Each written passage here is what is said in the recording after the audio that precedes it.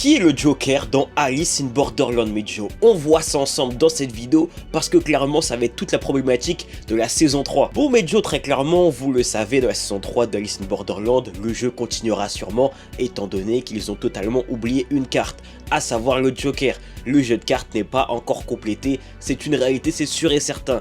Et du coup, ils sont peut-être même encore dans le Borderland. Ils sont même pas, je pense, sortis du jeu encore. Maintenant, toute la problématique est de savoir qui est donc en réalité le Joker. Et les frères, moi je vous le dis cash, pour moi il n'y a pas un seul mais deux Jokers. Dans le jeu de cartes en général, il y a deux Jokers, non pas un seul. Donc je pense déjà que ça va être un petit piège. On pensera d'abord qu'il y a un seul Joker et finalement il y en aura deux. La première possibilité pour moi les frères, ce serait que ce soit le duo Bonda et Yaba. Les deux gars qui étaient présents avec Chichia les frères lors du jeu du Valet de Cœur. C'est grave possible, il faut un duo, ces deux-là sont devenus Citizen à la fin d'Alice in Borderland saison 2.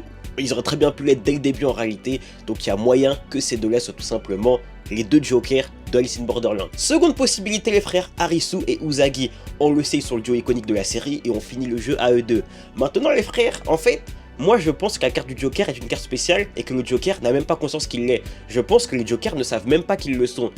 Et je pense sincèrement que ce sont en réalité Arisu et Usagi qui sont les deux Jokers. Enfin, dernière possibilité, mais archi farfelue les frères. Mais j'ai quand même envie de la placer parce que si ça passe, on va créer la masterclass.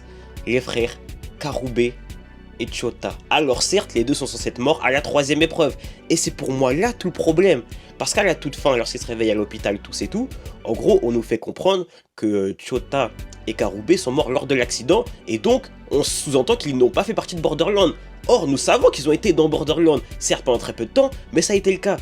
C'est comme si ces deux-là, je sais pas comment expliquer les gars, j'arrive pas trop à exprimer ce que je veux vous dire, mais en gros, il y a une incohérence autour de ces deux personnages, parce qu'on sait qu'ils ont fait partie de Borderland, c'est une réalité. Je vous le répète, nous savons que la carte du Joker sera une carte spéciale les frères, ce n'est pas une tête, ce n'est pas un numéro, c'est une carte spéciale.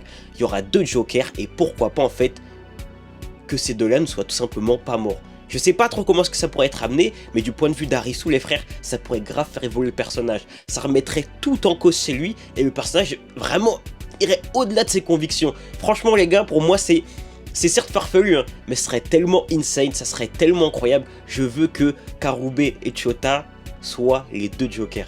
J'aimerais trop, ce serait une masterclass les frères. Bref mon Joe, dis-moi en commentaire qui selon toi sont les deux Jokers et abonne-toi.